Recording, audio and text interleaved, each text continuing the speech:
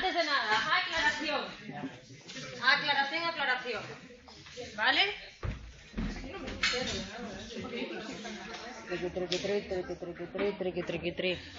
Esta respuesta, chicos, venga, centrémonos. ¿Os acordáis del último tema que vimos? ¿Sí? Del tema 10, de los potencial de extracción, potencial de reposo, de la mezcla de iones que entran, que salen, que todo, ¿qué cuánto? La última pregunta que yo os puse esto: durante el potencial de acción se observa A, B, C y D. La respuesta correcta, ojo, es la D, que después leyéndola dije, no, es la A. No, leyéndola con calma es la D. Durante el potencial de acción se observa, en primer lugar, un incremento rápido de la conductancia para el sodio, ¿vale? El sodio es el que de repente hace así, ¡fium!, ¿vale? Y seguido de un incremento algo más lento y menos elevado en la conductancia del potasio. El potasio es el que hace así, ¿vale? Esta respuesta está bien. Lo que sale en la grabación, no. En la grabación dábamos por buena la opción A, que es justo la inversa, ¿vale? Fallo mío. Como vengo dormida la mitad de los lunes, pues ¿vale? Entonces, recordar, la respuesta correcta es la D. Cuando se origina un potencial de acción, lo primero que se abren son los canales para el sodio, que entran de una manera muy rápida. Y para el potasio, entra de una manera más lenta, más sostenida y alcanza menor velocidad que para el sodio. La diferencia entre que yo cierro los canales de sodio y cierro los canales de potasio es lo que te marca un periodo refractario absoluto y un periodo refractario relativo. ¿Bien? Perfecto. ¿Qué tal? ¿Chapasteis mucho? No. Una cosa loca, ¿no? Todos los días. Todos los días estabais que si los iones por aquí, que si los iones por allá, que si la conductancia por allí, que si la conductancia por allá. ¿A alguien le quedó algo claro de cómo se produce una sinapsis, la comunicación neurona-neurona, pim, pam, pum, pam? No. Pues hijos, hasta aquí puedo leer, no puedo más. No os preocupéis que en las últimas tutoriales haremos repaso de todo, ¿vale? Pero para os poneros un poco en contexto, en el tema 10 explicamos cómo se produce la comunicación de neurona a neurona, que se produce a través de la sinapsis. Una neurona que recibe estimulación a través de sus dendritas origina potenciales postsinápticos, que pueden ser excitatorios o inhibitorios, ¿vale? La suma de todos los potenciales postsinápticos, de los excitatorios y los inhibitorios, que se producen en una neurona al mismo tiempo, puede dar un resultado, que esa neurona que está en estado de reposo y en consecuencia tiene una carga que negativa o positiva. Negativa, de menos 60 a menos 70 milivoltios, cuando recibe esos potenciales postsinápticos, si son de tipo excitatorio y si son de una intensidad suficiente como para superar la potencia umbral, emite un potencial de acción. ¿Bien? Si los potenciales postsinápticos que percibe la neurona a través de sus dendritas son de tipo inhibitorio, lo que hacen es que esa neurona esté cada vez más inactiva, ¿vale?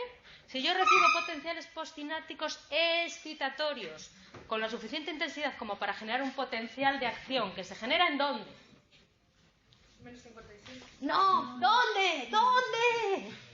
En el cono axónico, ¿vale? En este cono de aquí, ¿vale?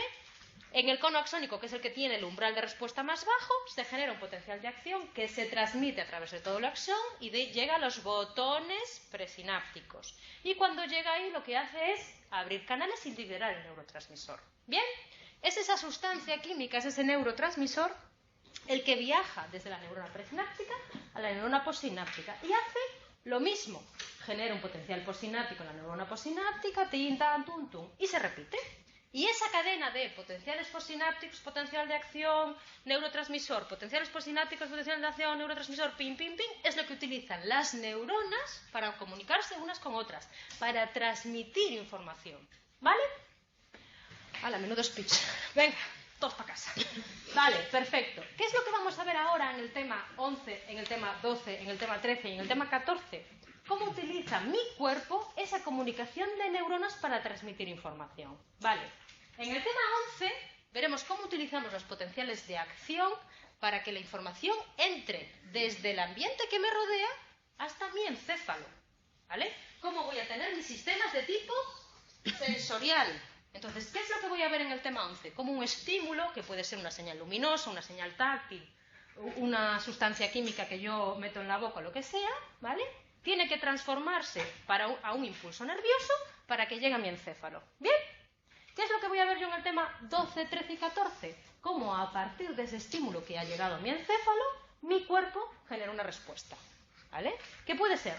Una respuesta motora, puede ser una respuesta hormonal o endocrina, puede ser una respuesta inmunitaria. Imaginaros que a mi encéfalo le llega la señal de que se está produciendo un ataque por un virus o por una bacteria. Pues tiene que emitir una respuesta que sea defensiva. Eso lo veremos en el tema 14 de la psiconeuroinmunología, no sé qué movidas, ¿vale? ¿Qué veremos en el tema 13? Cómo se produce la respuesta de tipo hormonal a través de las distintas glándulas de mi cuerpo. ¿Qué veremos en el tema 12? ¿Vale? Cómo se produce la respuesta de tipo motor. Pero ahora lo que yo voy a ver es cómo esa información entra y cómo lo que yo estoy percibiendo a través de iluminación, tacto, sustancia química, lo tengo que transformar a impulso nervioso, ¿vale? Que es el lenguaje que utilizan mis neuronas para comunicarse. Bien, vamos allá.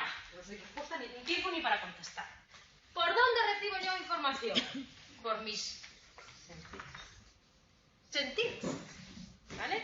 Que yo sepa, unos tienen 6, pero yo tengo 5 sentidos, ¿vale?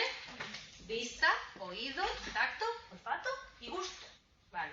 ¿Qué hacen esos sentidos? Coger la energía, ¿vale?, que me rodea y la traducen al lenguaje de las neuronas. Eso es un proceso que se llama, de manera genérica, transducción sensorial. Entonces, mis sentidos cogen la iluminación, la sustancia química, la presión, lo que sea, y lo traducen en un lenguaje universal, que es el que utilizan las neuronas, el impulso nervioso. Si todas las neuronas de mi cuerpo utilizan el mismo lenguaje, ¿cómo sé que lo que estoy percibiendo es un impulso táctil, un impulso químico, o sea, es un estímulo táctil, un estímulo químico y demás? Porque ese lenguaje universal llega a distintas zonas del encéfalo, ¿vale? Y en función de la zona a la que llega, se percibe como un estímulo visual, un estímulo auditivo, además. Eso es el que se llama ley de las líneas marcadas, ¿vale? ¿Cómo sé que lo que estoy transmitiendo por un impulso nervioso es un estímulo visual? Porque llega a esta zona de aquí. ¿Cómo sé que lo que estoy transmitiendo por un impulso nervioso es una presión física? Porque llega a esta zona de aquí, ¿vale? La zona a la que llegue del cerebro, ¿vale?, dependerá que lo que yo perciba sea de una determinada manera u otra, ¿vale? El estímulo que yo percibo a través de mis distintos receptores sensoriales, que ahora veremos cómo son, yo tengo que saber de él 3 cosas básicas. Venga. Si es fuerte o débil. Si es largo o corto, o en qué zona se produce. No es lo mismo un estímulo que yo percibo a lo mejor en mi mano derecha que el que percibo con mi mano izquierda. Entonces, estas son las características del estímulo que mis receptores sensoriales tienen que codificar en un determinado momento. ¿Qué mecanismo utiliza mi cuerpo para codificar la intensidad del estímulo? Principalmente 2. Venga, 1, un sistema que se llama código de frecuencia y un sistema que se llama fraccionamiento según el rango o código poblacional, ¿vale? ¿Qué pasa en el sistema de codificación de la intensidad de un estímulo mediante código de frecuencia? Que mis neuronas dispararán con mayor frecuencia a medida que sea la intensidad del estímulo. Cuando el estímulo es cada vez más intenso, mi neurona va haciendo pi, pi, pi, pi, pi, pi, pi, pi, pi. Este es el sistema de codificación de la intensidad mediante código de frecuencia. ¿Qué pasa con este sistema para codificar la intensidad? Que tiene un límite, que llega a un punto en el que la neurona pi no discrimina, no va más allá. Para compensar esta limitación, tengo otro sistema de codificación del estímulo, que es fraccionamiento según el rango o código poblacional, donde tengo neuronas que tienen distinto umbral de respuestas y que van respondiendo unas u otras a medida que va aumentando la intensidad de ese estímulo. ¿Bien? Primera característica que tengo que codificar de esa estimulación, la intensidad. Segunda característica que tengo que codificar de ese estímulo que estoy percibiendo, la duración. Si es un estímulo que dura mucho o es un estímulo que dura poco. ¿Qué pasará con mis receptores? ¿Estarán emitiendo siempre información cuando se produce la estimulación? ¿O llegará un momento que aunque se produzca la estimulación, ¿vale?, dejan de emitir respuesta? Eso de que cuando se siga produciendo la estimulación y mis receptores dejen de responder, ese fenómeno se llama adaptación sensorial. Entonces tendré receptores sensoriales que presentan una adaptación más rápida y receptores sensoriales que presentan una adaptación sensorial más lenta. Aquellos que se adaptan más rápido, o sea, que transmiten información cuando se produce una estimulación puntual, pero que dejan de transmitir aunque el estímulo siga estando presente, se denominan receptores de tipo fásico. Y es un ejemplo, por ejemplo, el olfato. ¿Qué pasa cuando yo entro en una habitación y está muy cargada? Pues porque hace calor, porque hay mucha gente y demás. Que yo percibo, oye, pues esto huele a humanidad, que es lo que decimos todos, ¿no? ¿Vale? ¿Qué pasa cuando yo llevo 5 o 10 minutos dentro de esa habitación? Que yo ya no percibo ese estímulo, ¿vale? Mi receptor sensorial es fásico y se adapta rápidamente al estímulo. La humanidad sigue allí, solo que yo no la percibo, ¿vale? ¿Qué pasa si mi receptor sensorial no se adapta tan rápido, sino que sigue transmitiendo información, ¿vale?, a medida que se produce el estímulo? Que tendré un receptor sensorial de tipo tónico. ¿Qué pasa con el equilibrio? ¿Vale? Que siempre tiene que estar transmitiendo información de dónde está mi cuerpo, de dónde está orientado, ¿vale? Para que no se produzcan bamboleos y demás, ¿vale? ¡Ojo! Esto se llama adaptación sensorial. No confundamos con el fenómeno de la habituación, que es cuando mi receptor sensorial sigue emitiendo respuesta, pero se produce un tipo de aprendizaje que hace que yo lo obvie. ¿Bien? Segunda característica del estímulo, la duración. Tercera característica del estímulo, ¿dónde se produce? La localización, ¿vale? ¿Cómo voy a saber si el estímulo se produce en este dedo de aquí o en este dedo de aquí? En función de los campos receptivos que presentan las neuronas, ¿vale? Zonas que son percibidas por una única neurona sensorial. Yo tendré a lo mejor una neurona sensorial que me está recogiendo la información que llega a este dedo. Y tendré una neurona sensorial que me está recogiendo la información que llega a este dedo, ¿vale? Si tengo una neurona para cada dedo, quiere decir que este es el campo receptivo de uno y este es el campo receptivo de otro, podré diferenciar. Porque cuando me llega la estimulación, dispara esta neurona. Cuando me llega la estimulación por aquí, dispara esta otra, ¿vale? En función del número de neuronas que tenga en una determinada zona, ¿vale?, será la mayor capacidad que yo tendré de discriminar estímulos pequeños. ¿Qué pasará con mis dedos? Que yo aquí tengo muchas neuronas que inervan las yemas de mis dedos y que me permiten discriminar, ¿vale?, estímulos muy pequeños que se dan entre ellas. ¿Qué pasa a lo mejor con ¿Qué pasa a lo mejor con las neuronas de mi espalda? Que no tengo tanto número de neuronas. Entonces, no sé discriminar si el estímulo se produce en un lado o en otro. A medida que voy subiendo en la información, a medida que voy subiendo de aquí a aquí, los campos receptivos de mis neuronas son cada vez más grandes. La neurona, a lo mejor que tengo en mi tronco del encéfalo, ¿vale?, recibe información de todo lo que produce en mi brazo. Pero a medida que voy bajando, ¿vale?, los campos receptivos de las neuronas se van haciendo más pequeños. ¿Lo entendemos? ¿Vale? Tercer característica que tengo que discriminar o que tengo que codificar de los estímulos que recibo. Muy bien. Empezamos por lo más básico. Partiendo de esas tres características, yo tengo que tener algo en la base que recoja toda la información que está pasando a mi alrededor y la meta dentro de mi cuerpo. Esos son los receptores sensoriales, los sentidos propiamente dicho que nosotros todos decimos. Vale. Si yo te digo que que mis neuronas dentro de mi sistema nervioso central se comunican a través de impulsos nerviosos, lo lógico y sería que tuviese receptores sensoriales ¿de qué? De tipo neuronal. Fácil, ¿no? Si yo lo que percibo aquí ya está traducido al lenguaje de las neuronas, simplemente tengo que transmitirlo. Pero eso no pasa. Yo tengo receptores sensoriales que son de tipo neuronal, ¿vale? Reciben la información por aquí y simplemente tienen que pasarlo. Pero tengo receptores sensoriales que son células especializadas, ¿vale? Veremos, por ejemplo, al hablar del gusto, donde yo lo que no tengo no son neuronas, son papilas gustativas con botones gustativos, ¿vale? Esta célula especializada tendrá que traducir la sustancia química que a lo mejor recibe en un impulso nervioso y pasárselo a la neurona siguiente. ¿Bien? Todo esto se hace con lo que nosotros conocemos. Yo recibo un estímulo que es de la suficiente intensidad como para generar un potencial de acción, que en este caso se llama potencial de receptor, ¿vale? Y ese potencial receptor se lo paso a la siguiente neurona, genera otro potencial de acción, se lo pasa a la siguiente neurona, genera otro potencial de acción, se lo pasa a la siguiente neurona. ¿Bien? ¿Sí? ¿Lo entendemos? Entonces, la base, lo primero que yo me puedo encontrar cuando quiero meter información dentro de mi cuerpo es bien una neurona sensorial, bien una célula especializada. ¿Vale? ¿Dónde encontraré neuronas? Olfato, piel y propiocepción. ¿Dónde encontraré células especializadas? En la vista, en el oído y en el gusto. ¿Vale?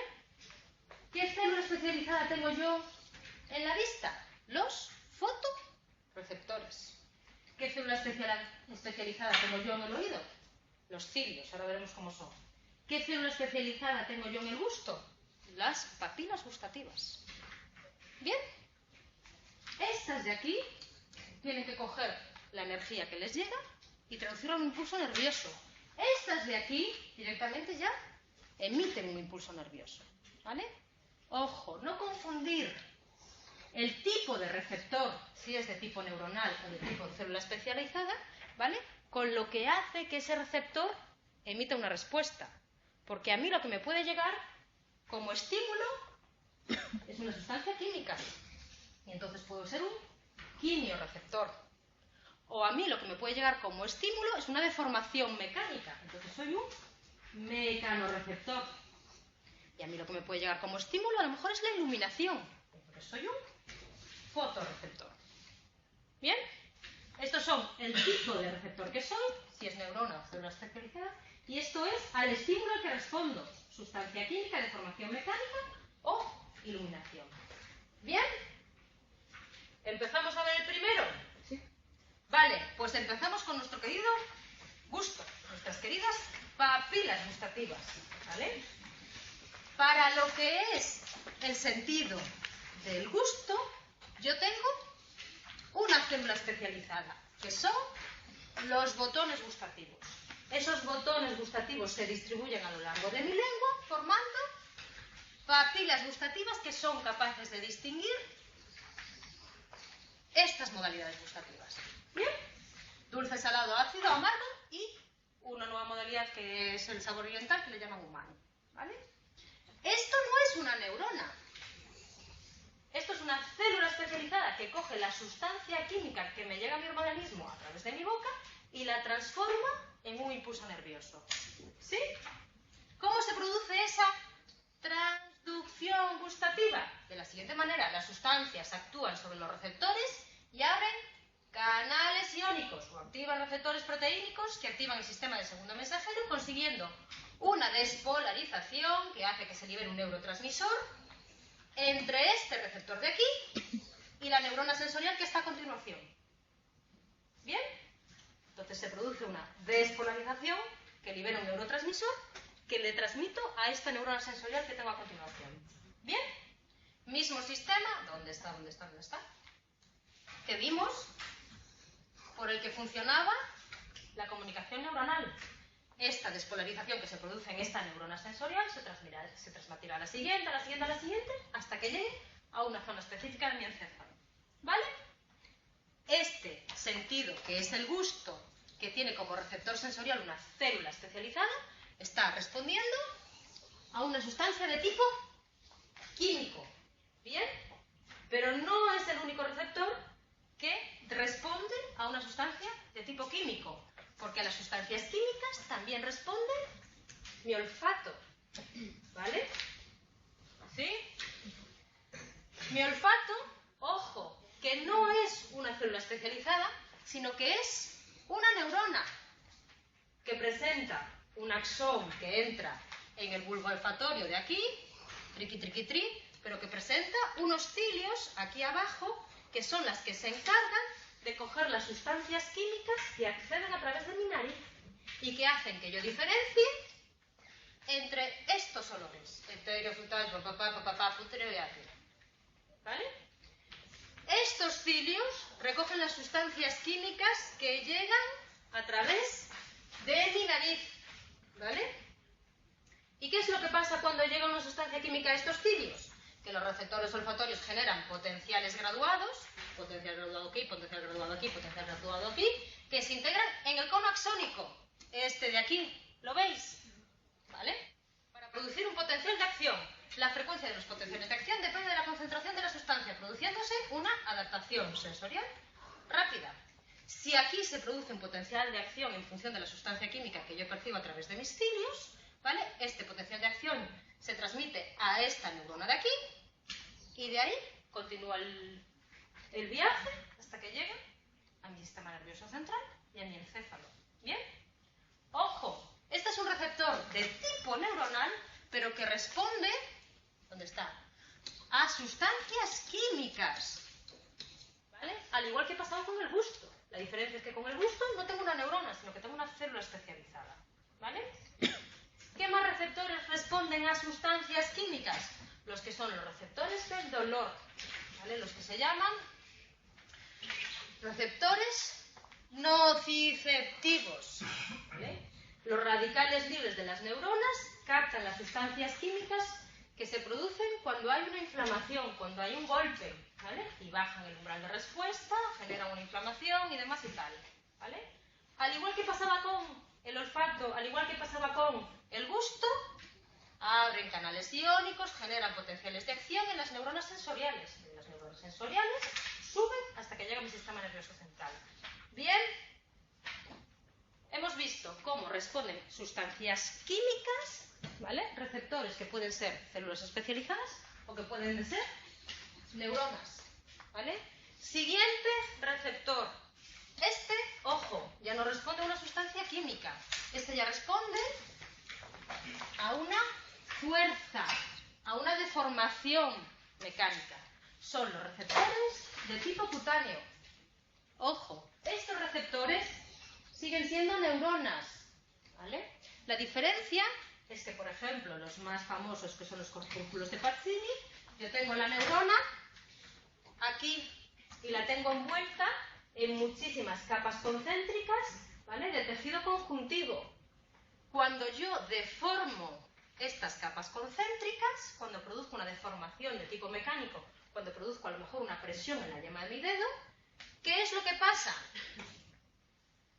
Que activo estos canales meconosensibles. Son canales, ¿vale?, que ya no se activan por sustancias químicas, sino que se activan por deformación mecánica.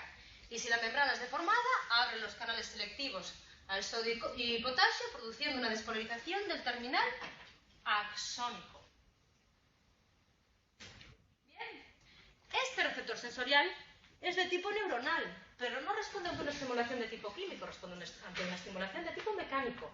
Pero el sistema es lo mismo, recibe una estimulación que es lo suficientemente fuerte como para abrir los canales de sodio y potasio, produce un potencial de acción y ese potencial de acción se transmite desde este receptor de aquí hasta la neurona sensorial. ¿Bien? ¿Qué receptor me queda?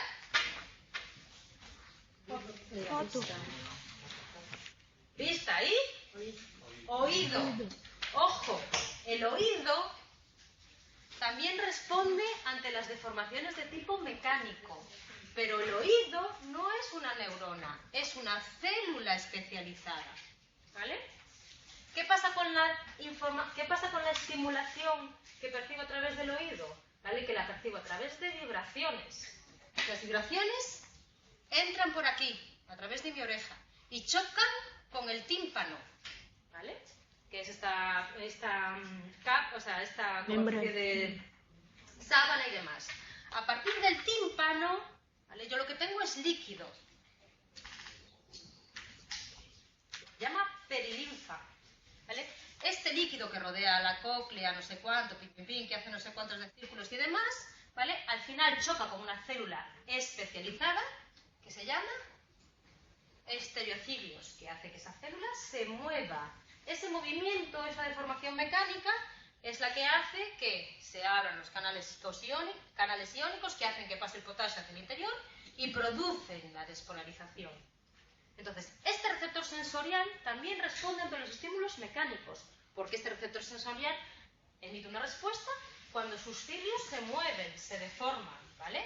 Pero es una célula especializada. Los corpúsculos de Pacini, yo lo que tenía era una neurona, ¿vale? Se deforman los cilios, se abren los canales de sodio y potasio, se genera un potencial de acción que se transmite ante la célula siguiente. Bien. Último receptor sensorial que me queda, que es el que más chulo de todo lo que voy a poder ver. Los fotorreceptores, los que yo tengo en mis ojos, los que están transmitiendo la luz y haciendo que discrimine, ¿vale?, lo que está pasando alrededor a través de mis ojos. Bien, son células especializadas. Y son células especializadas de dos tipos: conos y bastones. Conos y bastones, ¿vale? Los bastones presentan un tipo solo de pigmento, mientras que los conos presentan 3 tipos de pigmentos, ¿vale? Los bastones son más sensibles a la luz y amplifican la señal luminosa, con lo cual quieren decir, ¿vale?, que son los encargados de hacerme ver cuando no hay iluminación. Mientras que los conos, al presentar 3 tipos de pigmentos, son los responsables de la visión cromática, ¿vale? ¿Quiénes tendrán mejor resolución espacial y temporal? Los conos de aquí, ¿vale? Los bastones lo único que se hacen es discriminar grandes formas, ¿vale? Los que tienen mayor resolución de aquí son estos conos, que además son los que me permiten diferenciar si lo que vosotros tenéis es un color rojo, verde, amarillo, azul y demás, ¿vale? La diferencia entre célula especializada bastón, célula especialidad cono, además de que uno es responsable para la visión nocturna y otros para la visión cromática, hace que distinga entre 2 sistemas visuales. Uno que se llama escotópico, propio de los bastones, visión nocturna, y otro fototópico, propio de los conos, visión diurna y cromática, ¿vale? La diferencia radical entre la información o la recepción del estímulo en el sistema visual con el que vimos en la anterioridad con todos los receptores sensoriales es que aquí la información se transmite no por una despolarización, sino por una hiperpolarización. ¿Bien? En ausencia de luz, cuando yo tengo los ojos cerrados, ¿vale?, los iones sodio están entrando, lo que hace que se produzca una despolarización y la liberación continua de este neurotransmisor de glutamato. ¿Qué pasa cuando yo abro los ojos? ¿Qué pasa cuando mis conos y mis bastones están recibiendo luz, están recibiendo estimulación? Que se produce todo lo contrario. Se cierran esos cañones de sodio, ¿vale? Y el glutamato deja de liberarse. Se produce una hiperpolarización. Es esta hiperpolarización el que marca la señal de salida para que esa información llegue, en este caso, a mi lóbulo occipital. Entonces, nosotros hemos visto hasta ahora que todos los sentidos, o todos los sentidos que hemos visto hasta el momento, reciben una estimulación, se produce una despolarización en el receptor, que puede ser bien célula especializada, bien neurona, y esa despolarización se transmite a la neurona sensorial. Pues aquí pasa al revés. Cuando yo tengo los ojos cerrados es cuando se produce la despolarización. Y cuando recibo la estimulación, produce todo lo contrario. Se produce una hiperpolarización, ¿vale? Y es esa hiperpolarización la que marca la señal de inicio para transmitir ese estímulo visual a mi lóbulo occipital, ¿vale? ¿Cómo? La luz descompone los fotopigmentos formando una proteína G que activa la degradación del segundo mensajero GMPG, que es el que mantiene abiertos los canales de sodio. ¿Bien? Vale, ¿qué hemos visto ahora? Hemos visto el primer paso, el que consiste en todas las energías que me rodean entran en mi cuerpo a través de los distintos receptores. Receptores que pueden ser visuales, auditivos, olfativos, ¿qué más? Gustativos Y táctiles, ¿vale? Bien.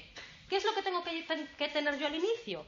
Alguien que capte lo que está pasando a mi alrededor. Eso se llama receptor sensorial, que puede ser neuronas de 2 tipos, neuronas o células especializadas, ¿vale? Con las neuronas no tengo problemas, porque ya hablan el mismo idioma que el resto de las neuronas, ¿vale? Los receptores sensoriales tienen que cambiar un poco lo que reciben alrededor y recibirlo, ¿bien? Y transmitirlo, ¿bien?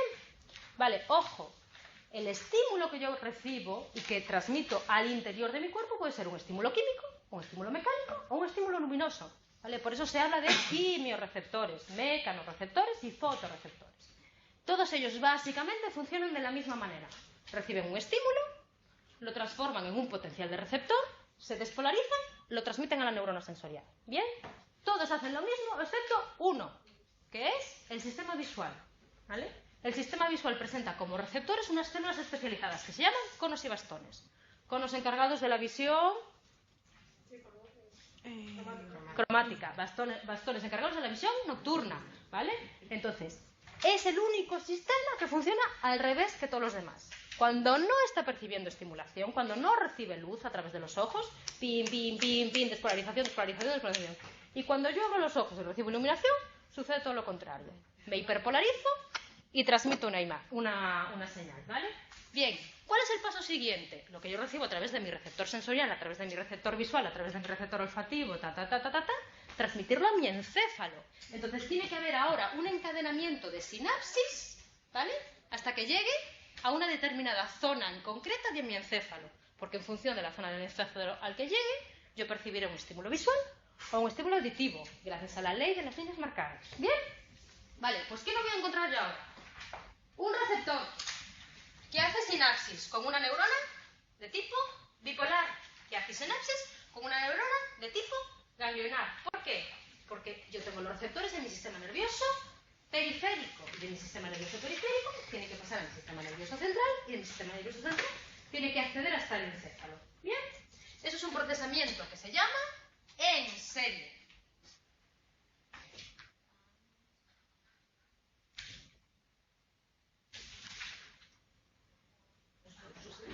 Tranquilos, está aquí, ¿vale? Los órganos de los sentidos tienen neuronas sensoriales que generan vías que aferentes, porque van hacia el sistema nervioso central. La agrupación de esas neuronas forma ganglios en el sistema somático, que es sistema nervioso periférico. ¿Vale? De ese sistema nervioso periférico yo tengo que entrar al sistema nervioso central. Estas neuronas de aquí, neuronas sensoriales, tendrán que hacer sinapsis con neuronas del sistema nervioso central, que serán las neuronas sensoriales de segundo orden o secundarias, bipolares, ganglionarias, ¿vale?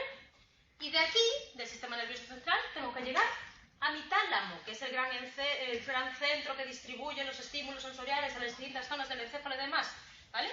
Formando las neuronas sensoriales de tercer orden. Ojo, que cuando yo llego al tálamo, ya se produce una especificidad de la información. Ya la información visual va a un núcleo completo del tálamo y ya la información sensorial va a un núcleo concreto del tálamo, ¿vale? Ya hay una discriminación de la modalidad sensorial. Bien, este procesamiento en serie no implica que haya sistemas que compartan información y que hagan un procesamiento más en tipo paralelo, como puede ser el sistema lemniscal. Venga, que no quiero hablar de nada. Como puede ser el sistema lemniscal y el sistema anterolateral. ¿Por qué? Porque uno se encarga de lo que son los estímulos dolorosos, otro se encarga de dónde están localizados, ¿vale? Entonces, comunican entre ellos para saber dónde se produce esa estimulación dolorosa. Recordad que tanto para acceder como para bajar se produce un cruce de vías. ¿Bien? Vale, pues entonces, ahora vamos a transmitir la información desde mi receptor sensorial, ¿vale? Subo hasta una zona concreta del tálamo, subo hasta una zona concreta de la corteza. ¿Bien? Yo os voy a poner el ejemplo, ¿vale? Para no liaros mucho, de cómo se produce en un sistema de tipo visual, ¿vale? En el libro os va a aparecer también explicado cómo se produce la transmisión de la información en un sistema somatosensorial, ¿vale?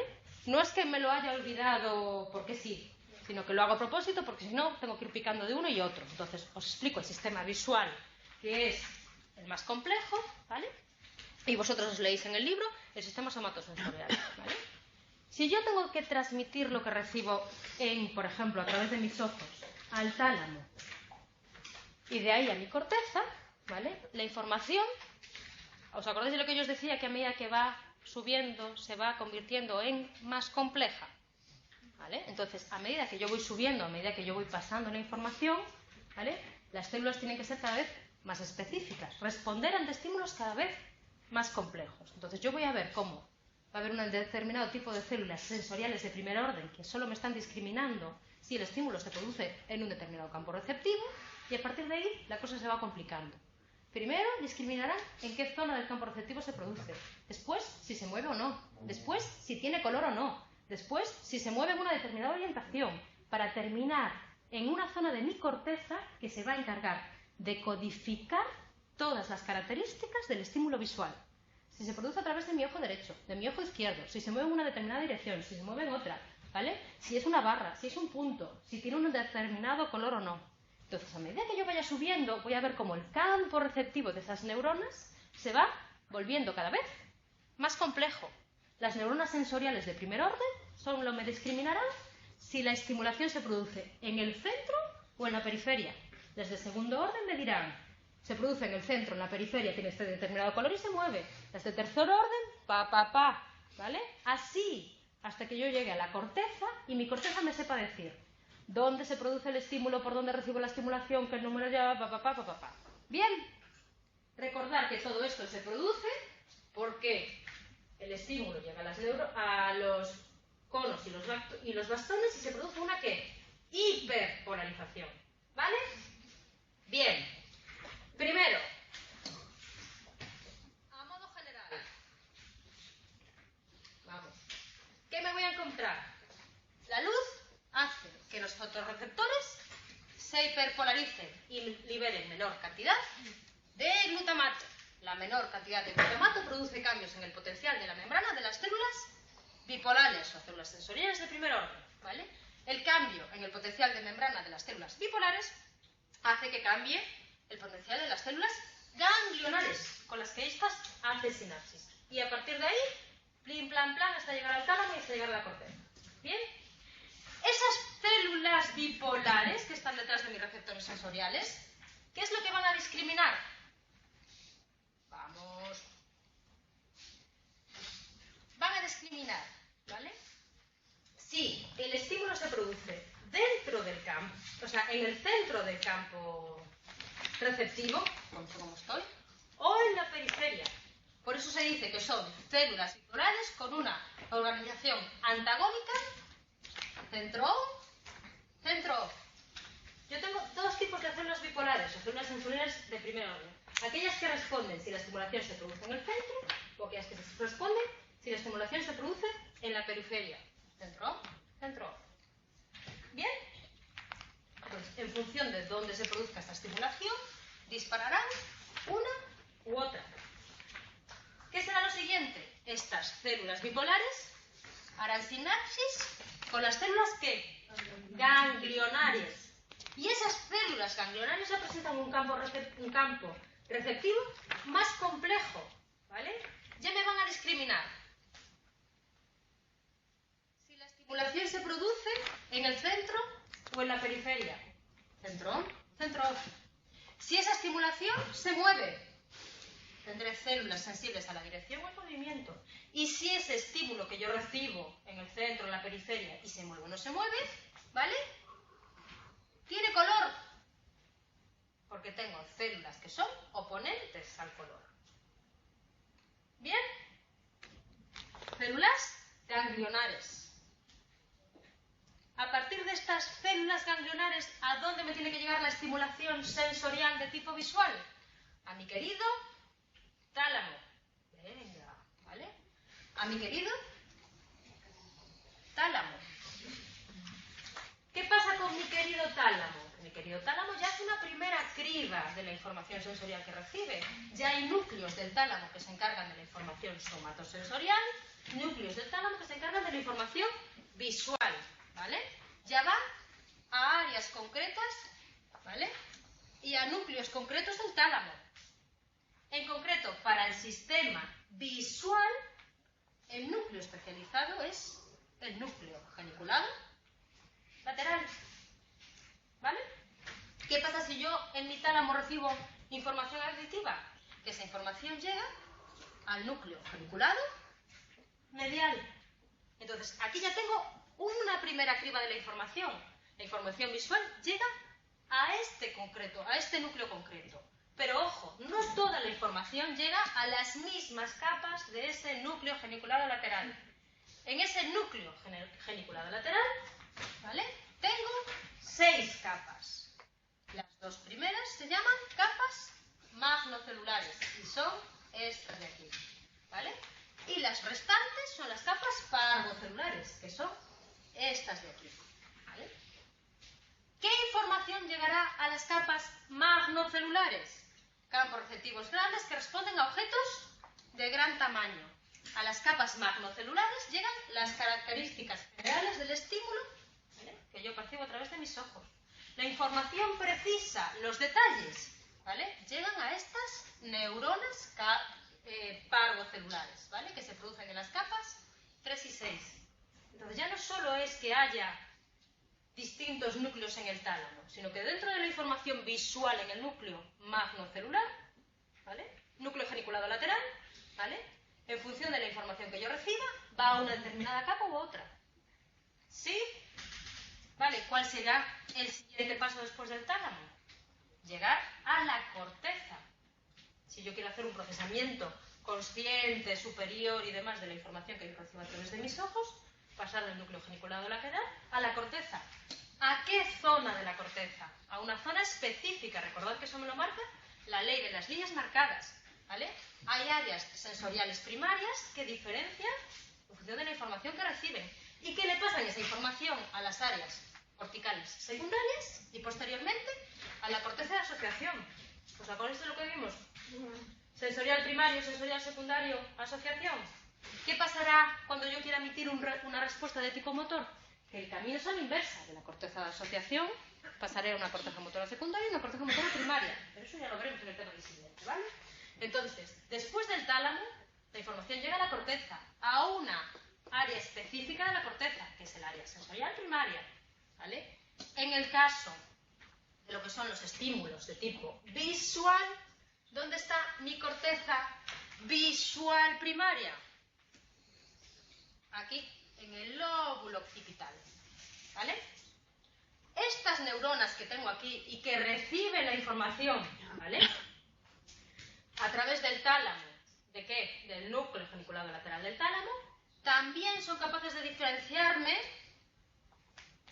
distintas características de los estímulos. Tendré células simples dentro de esta corteza y células complejas dentro de esta corteza, ¿vale?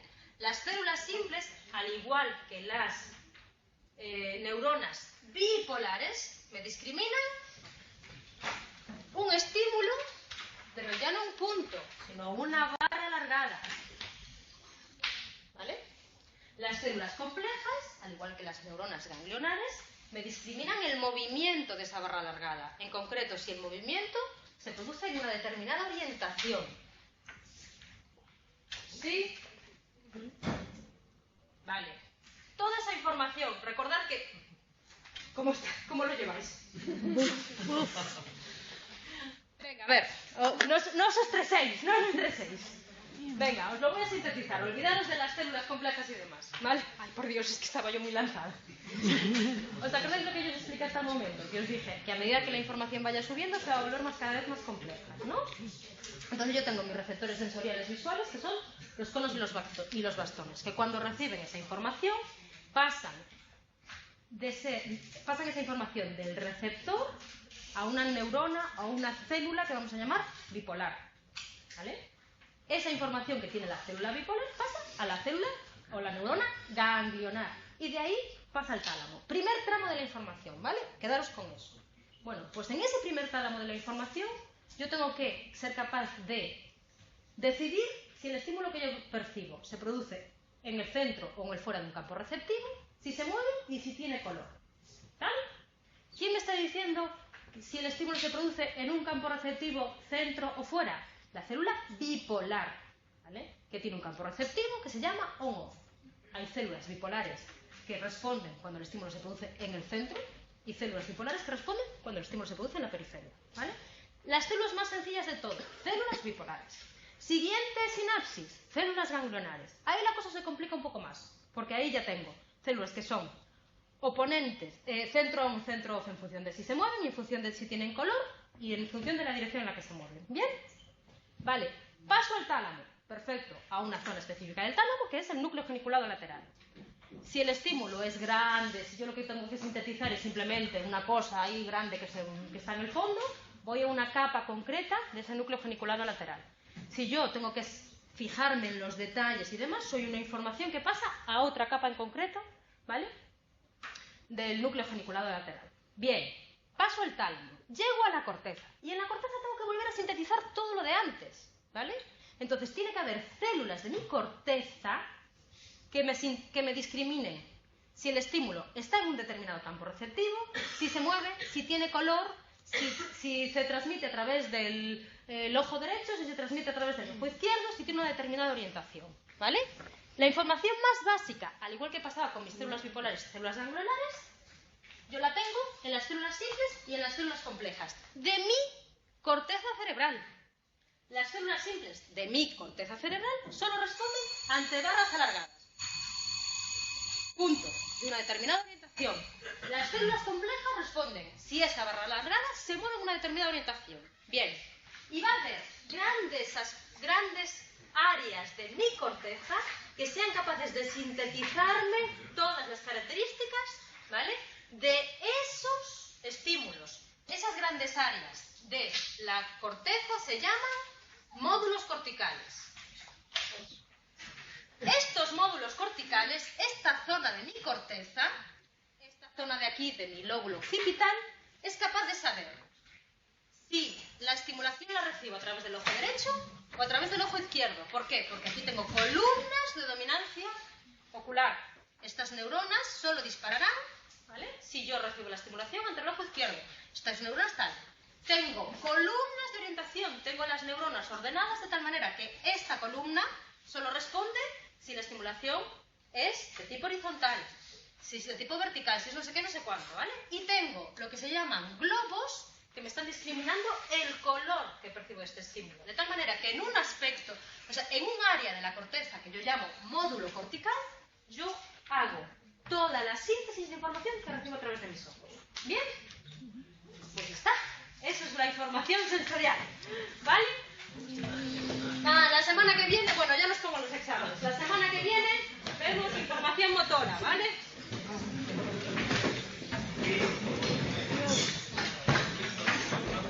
Dígamelo.